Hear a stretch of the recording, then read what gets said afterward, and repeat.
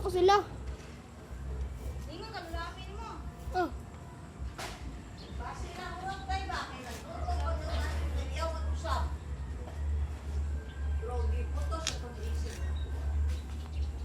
Unsa ba di giinguni mo? Wa sa may klaro pagkatabi ah. Do, unsa ba di inguni mo daw?